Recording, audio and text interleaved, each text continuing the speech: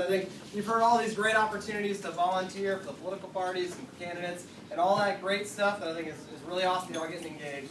I think there's a phenomenal opportunity to engage our demographic. Almost everyone in the room here is between the ages of 18 and 34 years of age.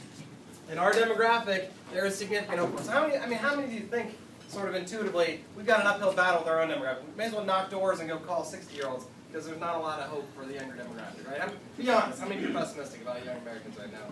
Because looking at your liberal friends from college, right, all that stuff. Well, I'm going to give you a little bit of hope, all right? Nationally in 2012, who do you think won 18-year-olds? Mitt Romney or Barack Obama? Mitt Romney. Mitt Romney, 59% of the vote. 19-year-olds, who won them? Mitt Romney. Mitt Romney, 57% of the vote. 20-year-olds. Mitt Romney. Mitt Romney, 54% of those. 21-year-olds. No, just kidding. It's Barack Obama. So, among 18, 19, and 20-year-olds, the folks that were not of voting age in 2008, the folks that weren't caught up in hope and change, right? They realized that there was something lacking about the country under the rule of Barack Obama and the Senate Democrats, all the lefties from 2008 to 2010, right? They realized that their life was not better off. There was not more hope. There wasn't some utopia that was brought about because of the stimulus bill and Obamacare, right? It was not exactly helping to improve their life. We saw something similar play out. You know, Ken Cuccinelli is a great guy. I know a friend, knew a lot of folks in the room. He lost 18 to 29-year-olds, and the polling showed he wasn't very popular among a lot of 18 to 29-year-olds. He lost them overall by 5 points. How do you think Ken Cuccinelli did among 18 to 24-year-olds? He won them. He won. He won by 6 points among 18 to 24-year-olds. He got crushed by 15 points among 25 to 29-year-olds. Those that came of age during the Barack Obama years where they voted and engaged on behalf of Barack Obama, they voted for the Barack Obama-like candidate in Virginia, Terry McAuliffe, right? Those folks that didn't, that were new to voting, that were just looking at the world and saying, is the world going to be a better place with more government and less freedom? They said, wait a second, I'm going to vote for Ken Cuccinelli in the gubernatorial election in Virginia. There is so much hope for this next generation, the freedom generation, those young Americans who are saying it's not cool to be for more government. It's not cool to be with the establishment. It's cool to be anti-establishment. To believe that our generation can free the future of our country. That's our tagline at Generation Opportunity. Free the future. Because if we're going to go beyond sort of the base of folks that believe in free markets and capitalism and win with a message, we need to talk to them about how we can create a better, more prosperous future. That freedom drives the progress that they're looking for. And young Americans, they relate to that message, they like that message, they're on board with that message, they're getting excited about candidates for political office that are talking about how our generation can solve problems rather than big institutions, right? Those Republicans that are crony capitalists, right, they believe in cronyism, they think that big business is sort of inherently good. Those folks are not going to win young Americans over. But those politicians that are talking about the innovations of Uber and Lyft and the innovations of Airbnb, the innovations that young Americans are driving in technology and in all kinds of different sectors. Talk about how neither big government or big business, the status quo is not good for us.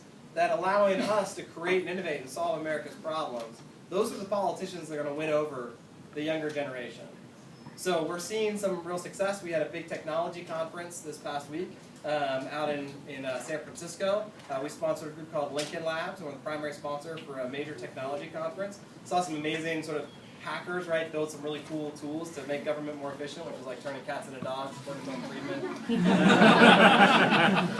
But also creating tools where we can engage our demographic. Does anybody here think that we can win over young Americans by going to a phone bank and calling them on landlines? Right? How many of you guys own a landline? I don't own one. I don't want to raise my hand, right? So we can't use the tool. And really, how many of you guys live at your voter registration address? That's actually a really interesting question. No.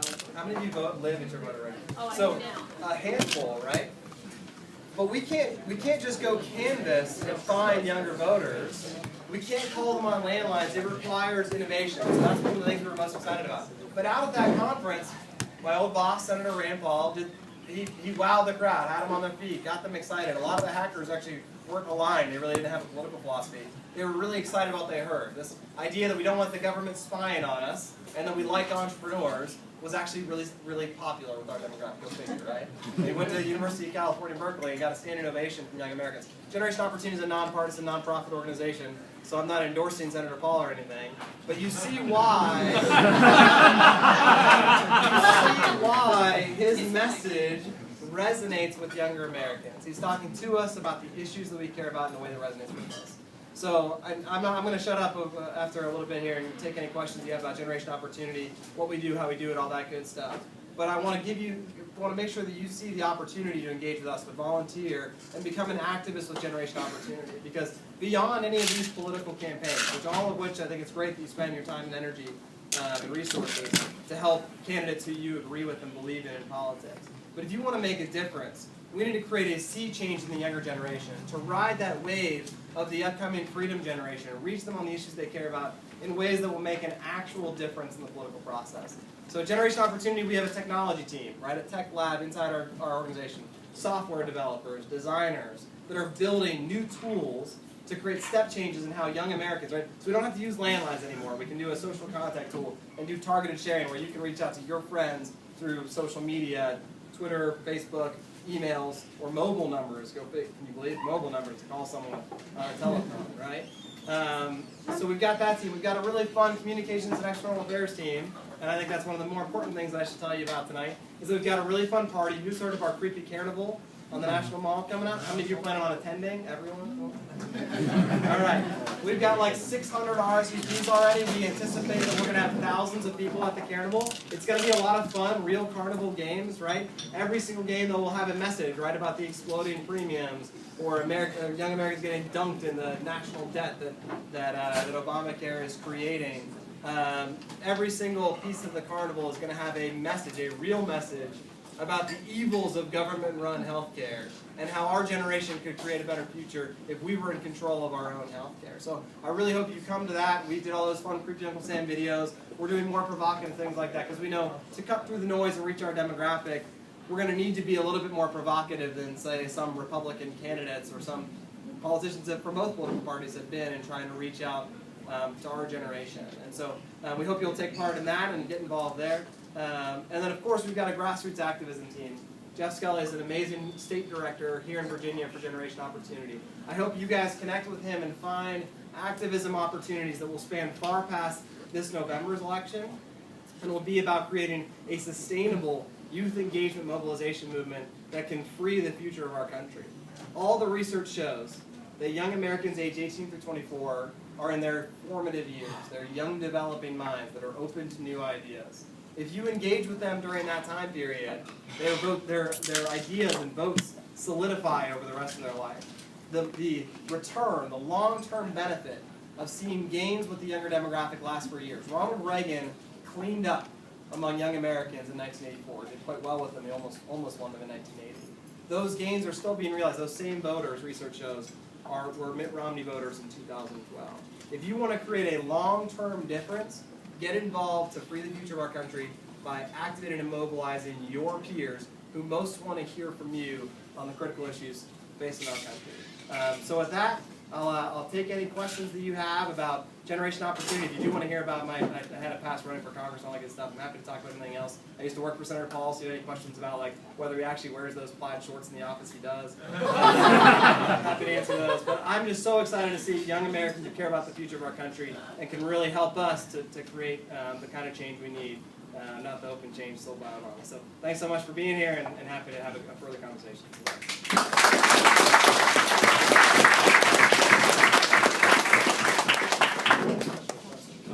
Yeah, sounds good. What's up? Where do you find those figures about like individual age and how they voted? That's an excellent Do you question. do your own polling, or is that based off of So most of those numbers were from exit polling from 2012. So a lot of those, like the Cuccinelli numbers, things like that, were CNN and Washington Post. But if there's ever any specific questions you have, we have all those numbers at our fingertips. So we're happy to actually share them with you and provide you any talking points you need to hear. So as your lefty friends are saying, "Oh no, we got young people in the bag," you can push back for sure. And convince people that there's my business cards are on the table if people have specific policy questions like that. So Corey Whalen, our spokesperson of Generation Opportunity, she has business cards right back there, and so please connect with us, and also connect with Jeff and get active. We can make sure you have any information you need, whether it's polling numbers, policy talking points, what have you, the things that we know resonate with our peers. We're happy to be helpful and share it. What sparked the idea? What was the Eureka movement to create jobs? So Generation Opportunity actually predates me. It started in June of 2011. Folks realized the opportunity with younger voters and the importance of the demographic. The organization really grew during 2012, was very active in sort of that election season. I was running for office during that time. So there was a transition in early 2013 where I came on board Generation Opportunity. We've seen a lot of growth ever since then. You know, we were in just a couple states in 2012. We're now in 10 states across the country, and we're continuing to grow. We've got a robust, not only a field activism staff, we've got state directors, folks on the ground. We've got a digital activism staff, because we find that's where young people are. So you can organize people purely online. And in fact, the Obama campaign actually wrote the playbook for how you do digital organizing. So we've gotten really large and have an amazing opportunity. But what sparked the idea for Generation Opportunity is that so many candidates and so many organizations, they write off young people and just say, well, they're young and liberal. Right? And there's this adage, right, that if you're young and conservative, you have no heart, and if you're old and liberal, you have no brain. Well, I might agree with the latter part of that, but it also exists when you're young, right?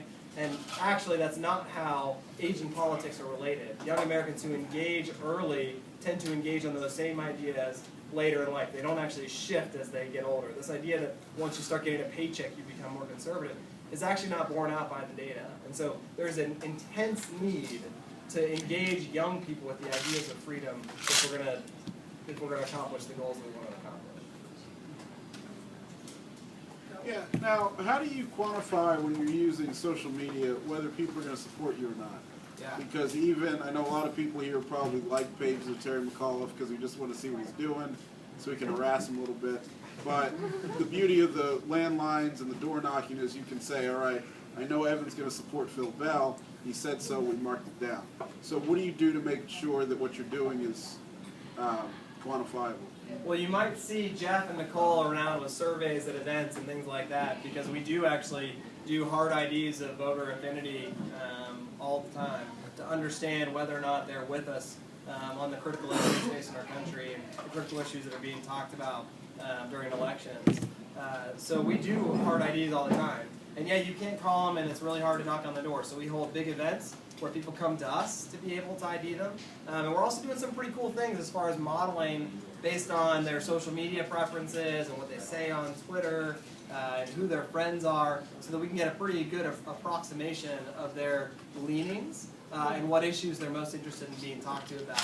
So that's a lot of what I was talking about, the Obama campaign really writing the playbook, that a lot of what we do on social media is actually model voter affinity based on sort of what they say they like and what pages they like and who they follow on Twitter and things like that. So some pretty sophisticated things, but at the end of the day, nothing replaces contacting and talking to someone. And one of the applications that didn't win our hackathon in San Francisco this weekend was a survey app. There was an app where you swipe left if you disagree with the quote, right? And you swipe right if you agree with the quote, so that you can get so I had never heard of Tinder until recently. my wife really appreciated that. I had never heard of it. So the idea is to get a sense of voter preference by doing something that young people would actually do, which is a fun survey like that. We have a fun Tinder ad, by the way, in the hopper. I think we're going to do it in Michigan first. It's highlighting Gary Peters. I'm not giving it away. And the ad is like President Obama shows up first, and it has like some of his record on there, and they're like, "Oh, been there, done that." And they swipe left, and then Anthony Weiner shows up, and he's taking a picture of himself. No way. And then you know, Gary Peters comes up, and it has his votes on Obamacare and a few other things, and the person's like, "Oh, that sounds awful," and they swipe left. And then it's, you know, generation opportunity for the future, and they swipe right? So we're trying to do some fun, edgy things like that. But to answer your specific question, you're right. Nothing replaces someone telling you what they believe, but we can learn a lot about someone through social media. There are probably a lot of creepy Uncle Sams on Tinder. You gotta watch out. You gotta watch out. Just wondering about, you know, our friends in the media, quote unquote friends, who like to point out, you know, our affiliations with certain people and all that, you know, Certain the donors. Is Cokes. that what you're getting at? That whole deal. What's the best way to push back against that?